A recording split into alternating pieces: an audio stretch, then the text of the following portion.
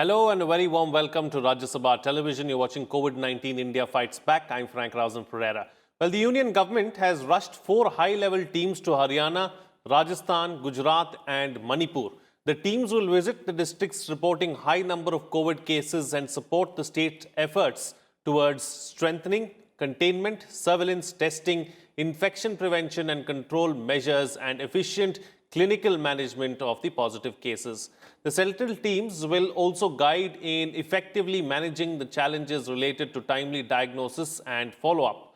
The center is also contemplating sending high-level multidisciplinary teams to other states and union territories that are reporting rise in the COVID-19 positive cases.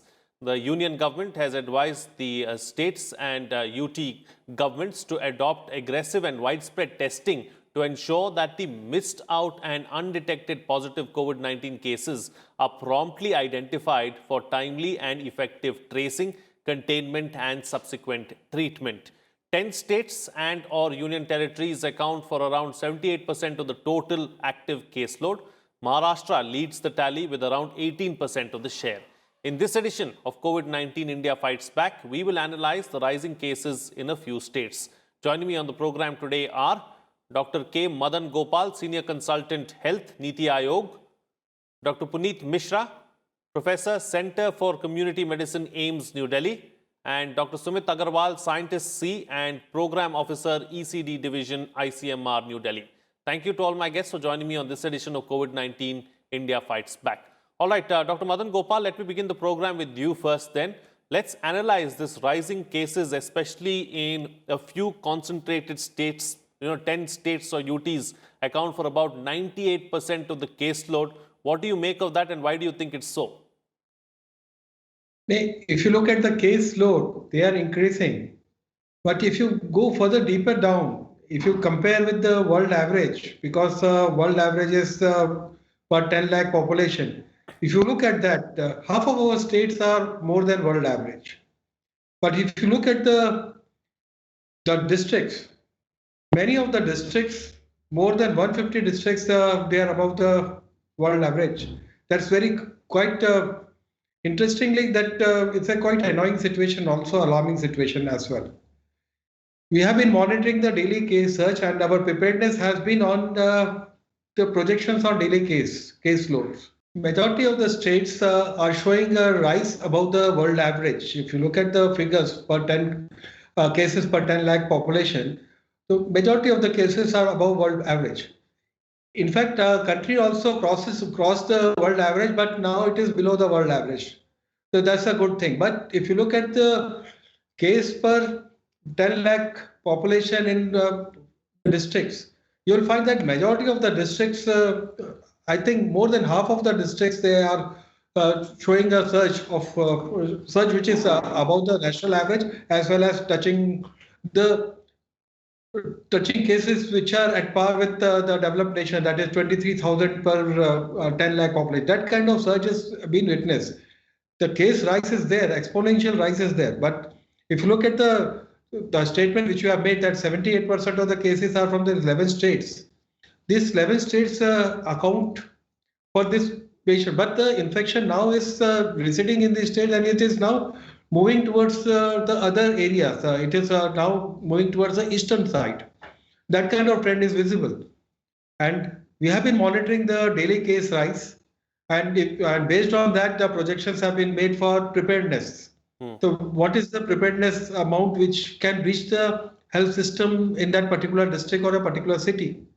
We are seeing a continuous rise, continuous surge per million. If you look, Delhi is touching constantly is about 300 surges. It has reached around 400 plus surge. That's a breach point because the rising case is one thing. Whether the system is able to handle that surge, that's another aspect. Right. We have been monitoring that, and there are many reasons attributed to that. One is it has been a 10-month into this epidemic. So 10 months is a very, very long time. And a lot of fatigue has set in among the healthcare workers, among the people who are responsible for the response. That fatigue is there. And there is a lower of guard. The guard has been lowered and the festivities have come. As a result, the surge is happening. And 10 months is a very, very long time doing the same kind of activity, doing the contacting and other things. Now we have to reinforce how we can reinforce. That's the challenges there. That's why when the central teams goes to all the states, there's a reinforcement in the measures which the state is going, and it will at least regenerate the. It will regenerate. It will motivate the people to work and strive for this. All the states are doing the same thing which the other states are doing, but it's the question of motivating this motivating the fatigue staff and the tired staff. Points That's taken. the whole purpose. Usually happens. Okay, points taken. Let And me take the points that you're making forward with the other panelists now. So, Professor Puneet Mishra, we're talking about this sudden surge, of course, and this sudden surge that we are witnessing is, concentrated in a few of these states. For instance, Haryana was doing very well initially, neighboring, Delhi, and it was doing well. But now suddenly we are seeing a surge in cases in Haryana. Delhi too, we're talking about the third wave. So is the case in, in Manipur as well. And we are seeing a similar kind of situation in Kerala too. Maharashtra, the problem, continues to persist right from day one to now. It seems like, it's constant as far as Maharashtra is concerned. Is there something that you get out of this? And is there a pattern? Is there something that you can observe? See, if you look at the disease pattern and from the infectious disease epidemiology point of view, as long as you have the susceptible population, the cases they will keep on going. As if we talk about the sudden increase in certain states, as Dr. Madan Gopal was talking about, a lot of people they have stopped taking the adequate precautions, and there were festivals around. We know what is the mode of spread. The disease is spread from one person to other person through droplet infection. That is the main mode.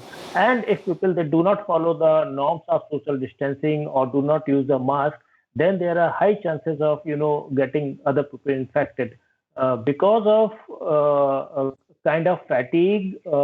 People they were staying at home.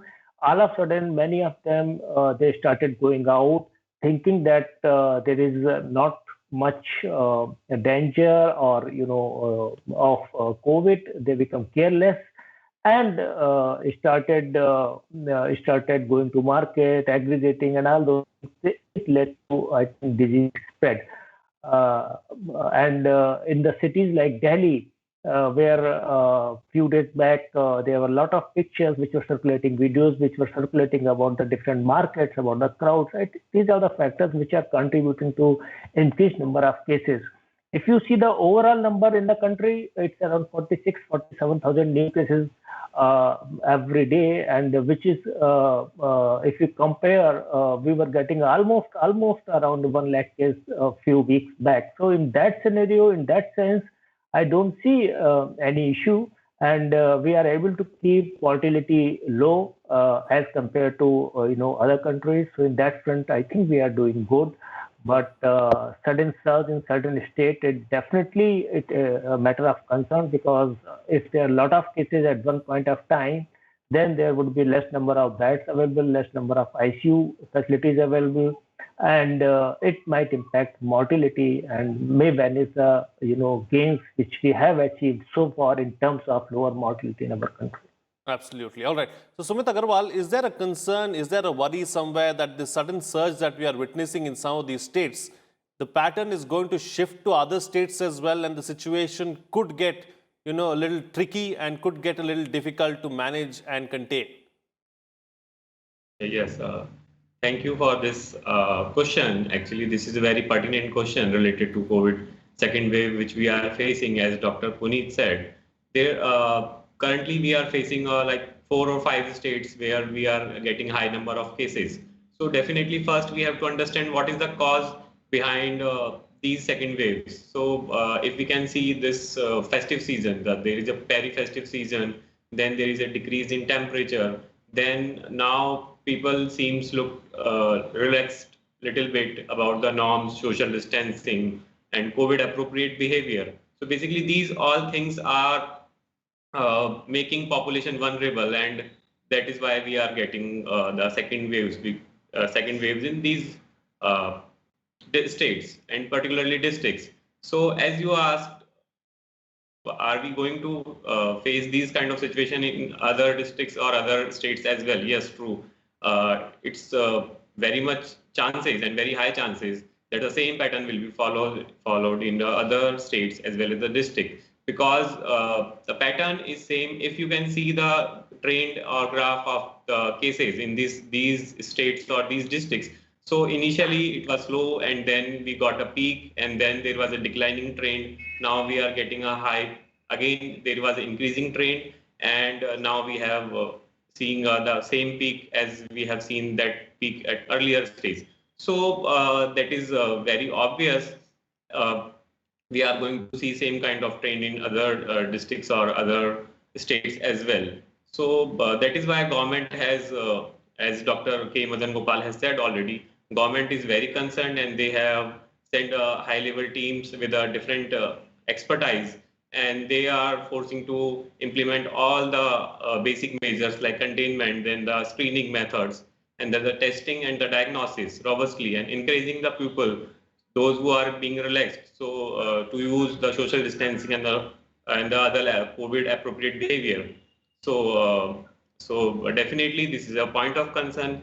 We have to be cautious, and definitely there is a chances we will see the same pattern in other state as well. Okay. So since we are here then, Dr. Madan Gopal, and since the central teams, of course, are at it and doing the best that they possibly can, what is it that, the central teams will be doing? How is it that they're going to try and contain the situation? How can they help remedy what seems to be going wrong in several of these districts?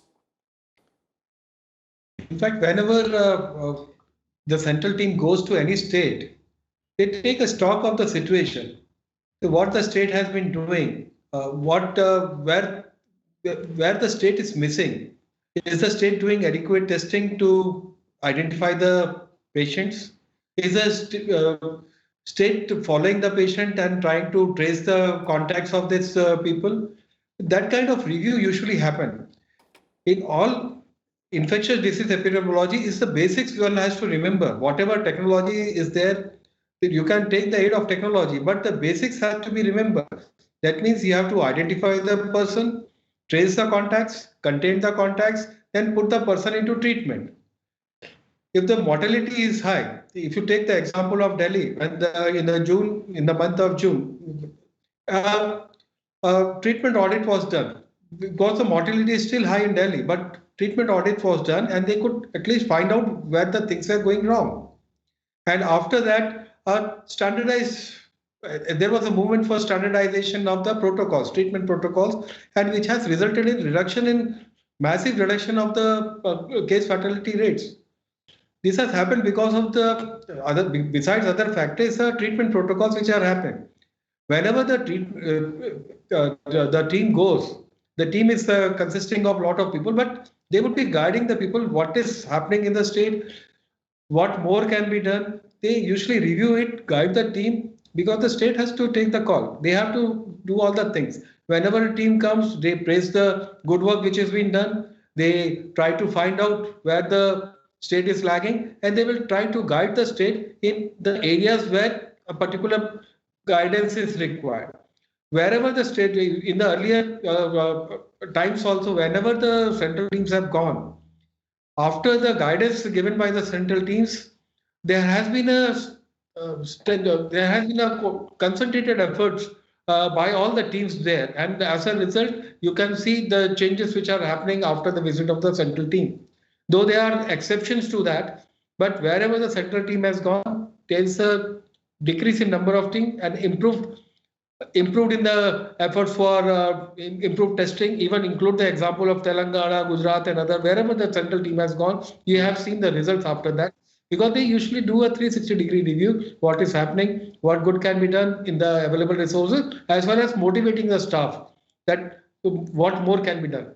If the hospital is facing some problem with the treatment modalities, they will connect with the AIIMS is having a command center here for guiding for the plan and management of the typical patients. That kind of mechanism is there, because if the people are made aware that this kind of thing, this kind of support is available from the central level, obviously things are much better. Sure. Okay. So, Professor, what is the immediate solution then? How do we try to put an end to what's happening? Because clearly we don't want to go to a situation like you were mentioning a few weeks ago where we saw almost 1 lakh cases on a daily basis. We have to avoid that at any cost because a lot of damage has already been done. The economy also is opening up now slightly and we are seeing some kind of progress on that front as well. So we don't want to regress. We don't want to go back to those times. So what is the best thing that we can do in the near and immediate future? Very important question you have raised here, and that we do not have any vaccine or any treatment which is available as of now. So the only solution which we have is the preventive measures, public health measures, and those are the very simple things. If people they use mask, if they use social distancing, if they do not go out of home unnecessarily, and do not overcrowd the different spaces, then we can achieve our target of very slow spread of the disease.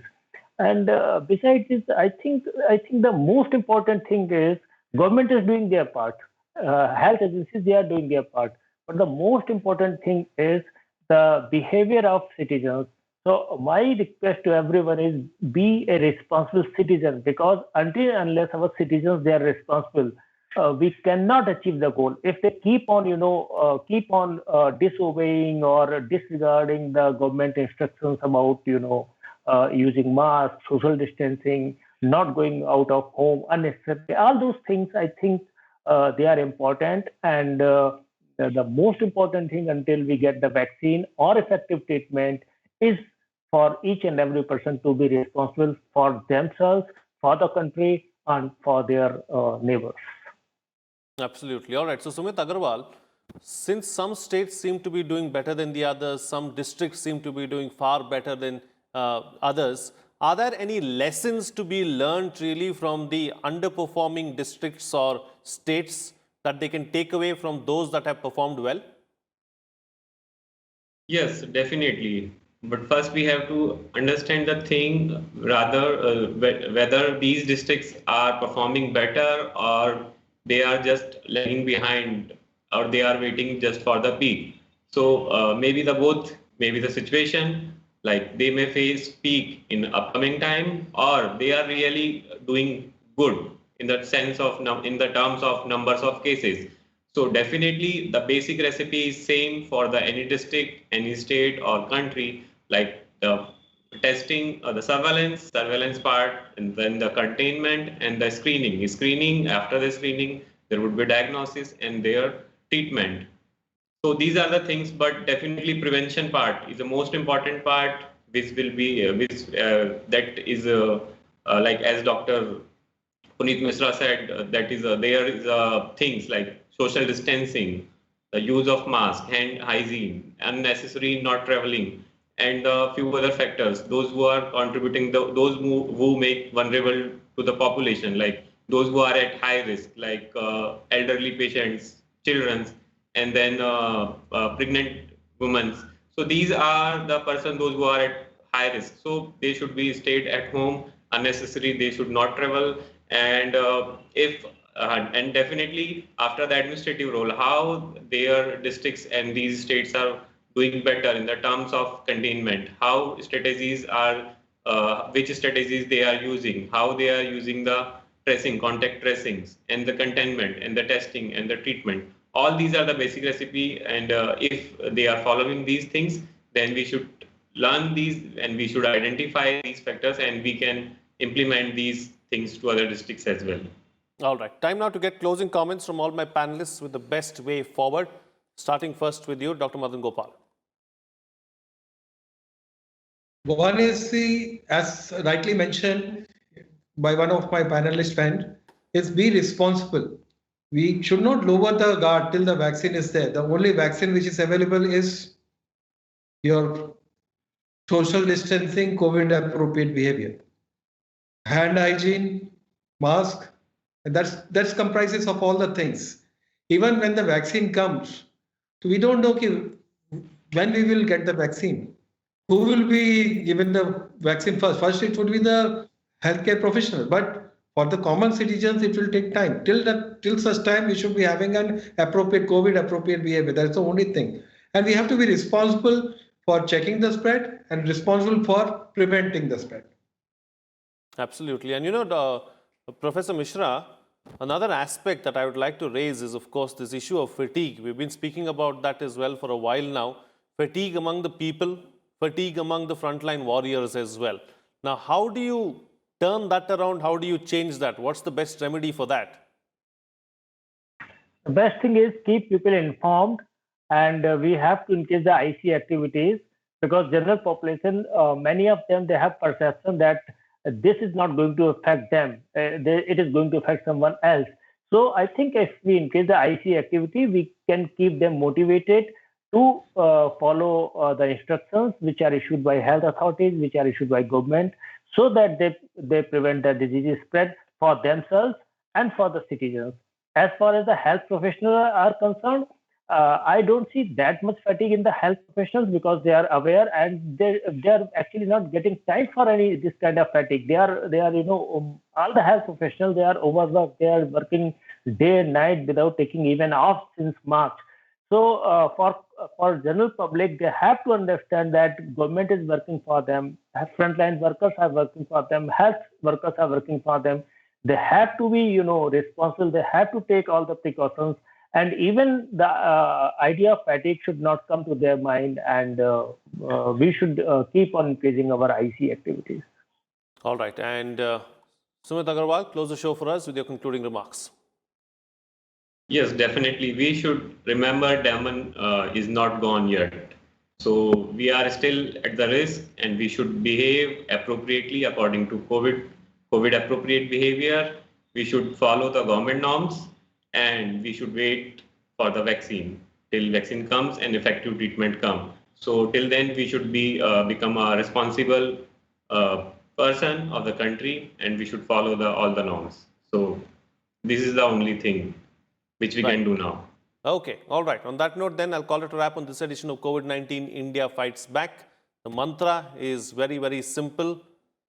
COVID-appropriate behavior. That's what we need right now, is what the panelists are suggesting. Thank you to all my guests for joining me on the program and putting things into perspective for us. As I leave, we'd like to make an appeal to all our viewers to remember to stay safe from the COVID-19 pandemic. We can defeat the virus. All we need to do right now is wear a mask, wash our hands and face as regularly as possible, and ensure to maintain physical distancing of at least 6 feet while stepping outside. These simple steps can go a long way in defeating the pandemic. That's it from me. See you again next time.